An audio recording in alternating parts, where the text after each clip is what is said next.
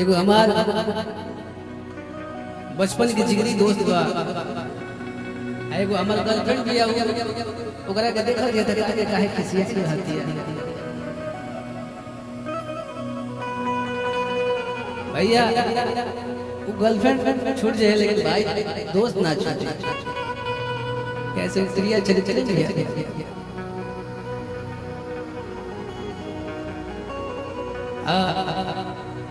वो दोस्तवा अपना भाई के बारे में कहा था, कौन भाव में कहा था। डांट दी कैसे अरे संहतिया पुरान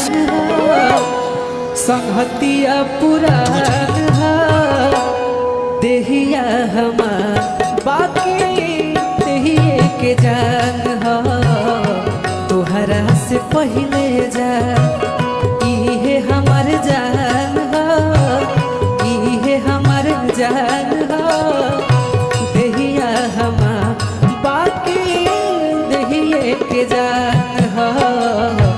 डांट दी कैसे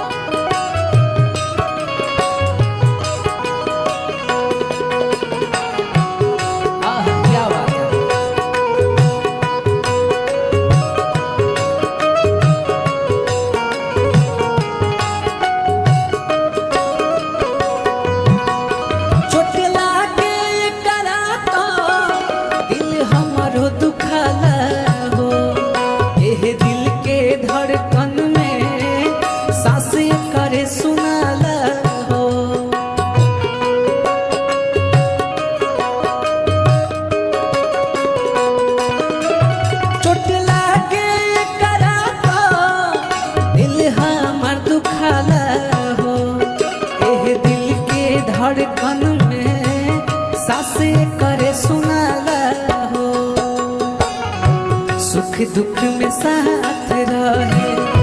सुख दुख में साथ रहे हमारे अभिमान हो देहिया हमार बाकी देहिए के जान हो डांट दी कैसे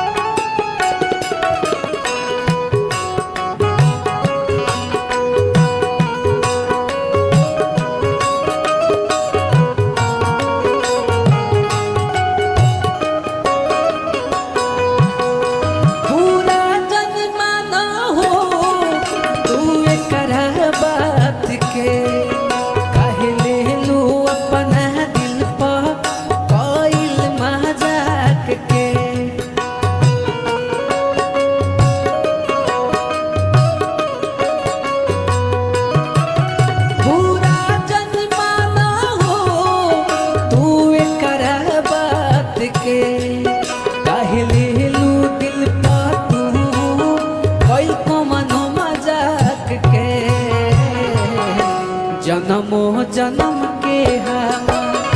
इहे मेहमान हो इहे मेहमान हो देहिया हमार बाकी देहिए के जान हो तोहरा से पहले जा इहे हमर जान हो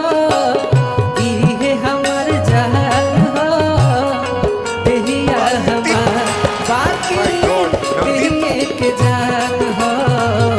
डांट दी कैसे संहतिया पुरान हो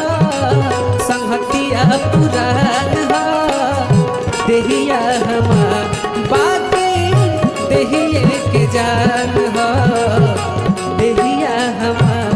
बाकी देहिए के जान हो देहिया हमार